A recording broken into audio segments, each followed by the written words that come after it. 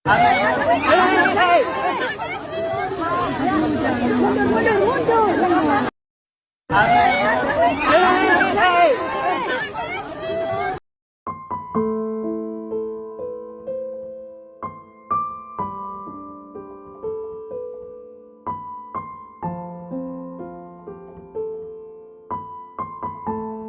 bersumpah akan memenuhi kewajiban Wakil Presiden Republik Indonesia dengan sebaik-baiknya dan seadil-adilnya. Gibran Raka Buming Raka baru aja dilantik sebagai Wakil Presiden Republik Indonesia. Tapi belum genap 1 tahun duduk di kursi RI 2, gelombang penolakan datang dari arah tak terduga. Para purnawirawan TNI mengusulkan pergantian wakil presiden kepada MPR karena keputusan MK terhadap pasal 169 huruf Q Undang-Undang tentang Pemilu telah melanggar hukum acara MK dan Undang-Undang Kekuasaan Kehakiman. bukan 1, 2, tapi ratusan, dan salah satu tuntutannya pemakzulan. Ini bukan isu biasa, ini adalah ada ujungnya. Ujungnya adalah ketika MK kemarin beri keputusan. Dan ketika MK mengeluarkan putusan, kita nyatakan menghormati putusan. Ini bukan soal setuju dan tidak setuju, menghormati. Dan kemudian kerja ini tuntas. Satu fase tuntas sebagai bagian dari proses Pilpres. Tapi saya harap semua jaringan Timnas yang sekarang ada tidak berhenti dalam bekerja untuk perubahan bagi Indonesia. Pilpresnya sudah selesai, kaitan Timnas dengan KPU sudah selesai. Tapi kita ini ada Timnas, tidak ada Timnas akan berjuang untuk perubahan. Karena itu saya berharap dirawat terus jaringannya sampai seluruh Indonesia. Siap-siap, insya Allah ada siklus berikutnya. Kita akan sama-sama dorong untuk kita berjuang di dalam melakukan perubahan. Dan saya ingin sampaikan kepada semua yang barangkali tidak sempat hadir di sini, terima kasih dan rasa hormat yang setinggi-tingginya. Sebagian bisa hadir, sebagian tidak, sebagian ada yang di luar negeri, sebagian ada yang berada di luar Jakarta. Kami sampaikan terima kasih, apresiasi, dan seperti dibilang tadi, kita akhiri dengan kepala tegak. Yang kita lakukan tidak ada satupun yang kita harus tutup-tutupi.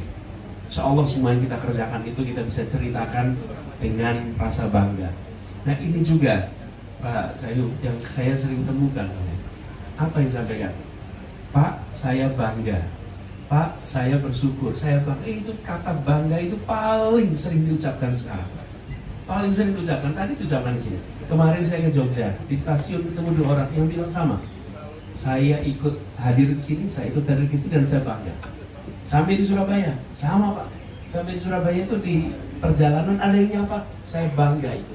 Jadi apa artinya? Artinya ini adalah gerakan. Kalau ini semata-mata program, apalagi transaksional, tidak ada itu kebanggaan. Malah menutup-nutupi. Kalau bekerja karena diberikan sekedar transaksi, tidak ada transaksi. Yang ada adalah sebuah gagasan, sebuah kepercayaan diemban sama-sama. Dan ketika ini dilewati di ujung, alhamdulillah husnul khotimah, keluar itu dengan rasa kami bawa kebanggaan atas proses Pilpres 2024. Ini yang harus dijaga, ini harus dihidupkan. Dan ke depan kita perlu terus memfasilitasi agar terus tumbuh.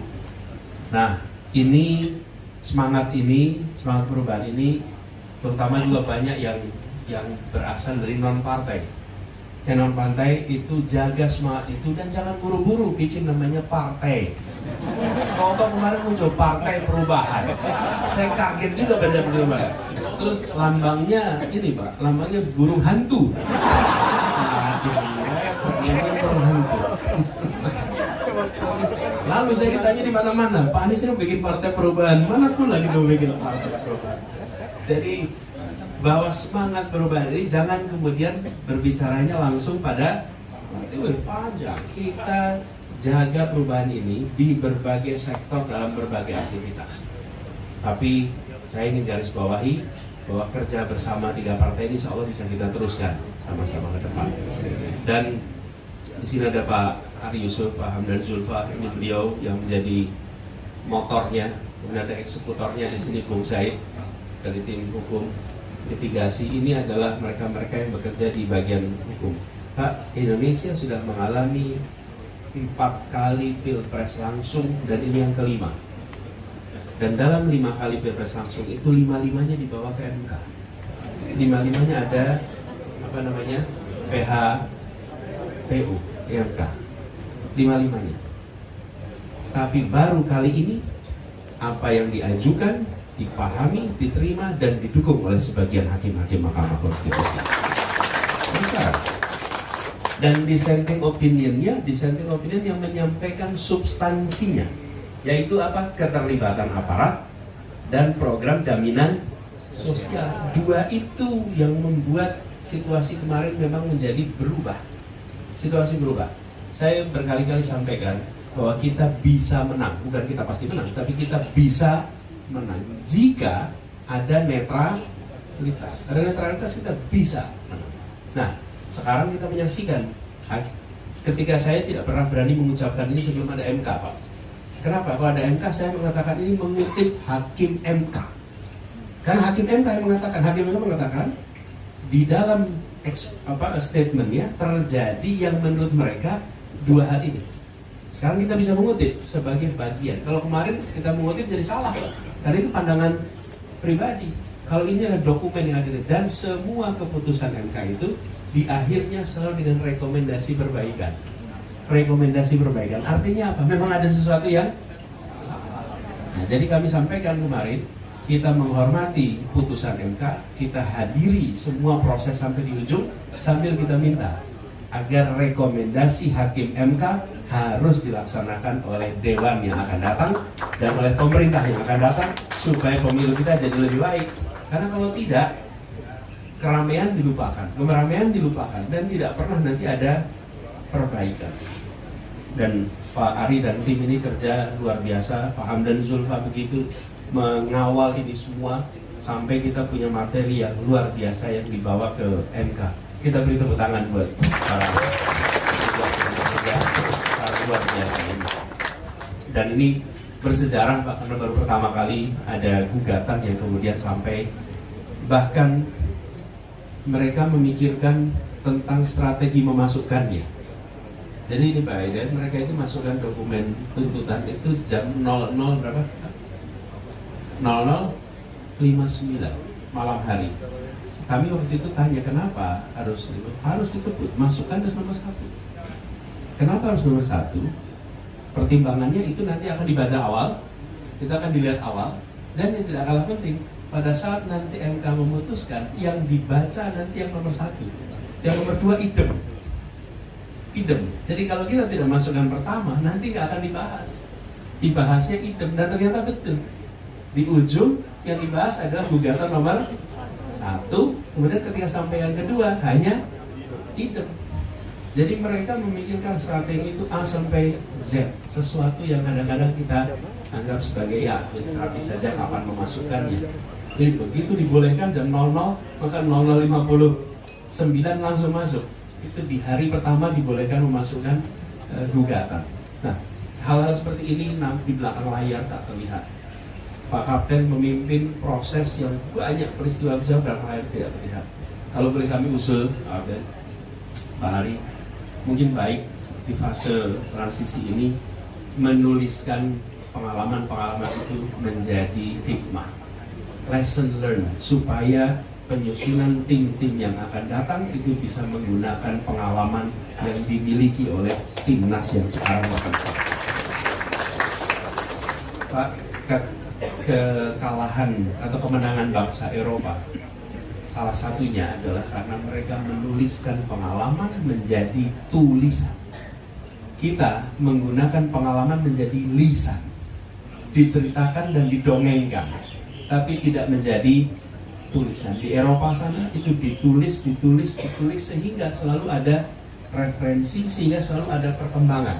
Dan mudah-mudahan ini sempat menjadi tulisan yang nanti berbagai aspek supaya penyusunan yang akan datang itu bermanfaat. Mau dipublikasi apa tidak soal lain, tapi bahwa pengalaman itu terdokumentasi dengan baik untuk perjalanan kita ke depan. Dan izinkan saya menyampaikan juga permohonan maaf. Mohon maaf apabila ada salah khilaf di dalam perjalanan kampanye kemarin, di dalam perjuangan kemarin. Baik salah yang kami ketahui maupun salah yang kami tidak ketahui, tapi salah yang dirasakan. Kami mohon dimaafkan. Sekaligus juga persiapan kita untuk perjuangan terus ke depan. Bahwa bekal kemarin dengan segala macam plus minusnya, kita adalah sebuah kekuatan yang harus diperhitungkan oleh diri kita sendiri dan oleh masyarakat lainnya. Bapak sekalian saya hormati, seperti tadi saya garis bawahi, di luar sana ada 40 juta pemilih kita. Mari kita hormati, mari kita hargai dengan cara kita mengerjakan sesuai dengan nilai prinsip yang kita perjuangkan selama kampanye kemarin. Mereka menengok betul pada kita dengan harapan bahwa agenda-agenda perubahan itu terus kita kawal, terus kita bawa. Dan inilah harapan yang diberikan oleh 40 juta. Kemarin saya sempat ke ke Jogja, ke Surabaya, dan antusiasmenya memang Halo teman-teman, viral di media sosial bagaimana Gibran itu ya, ingin dipeluk keluarga, namun dihalau oleh Gibran itu sendiri teman-teman. Berbeda dengan Anies Baswedan yang ketika dipeluk keluarga ya Anies Baswedan ya menerima ya kan. Kenapa? Itu adalah kedekatan pemimpin dengan masyarakat, dengan rakyat ya kan. Kita harus peka bahwa bagaimana kekaguman masyarakat terhadap pemimpinnya. Dan berbeda dengan Gibran yang malah menolak pelukan dari warganya teman-teman. Dan di sisi lain bagaimana Gibran ini dituntut untuk mundur dari jabatannya sebagai wakil presiden oleh Forum Purnawirawan TNI ya. Bagaimana menurut kalian?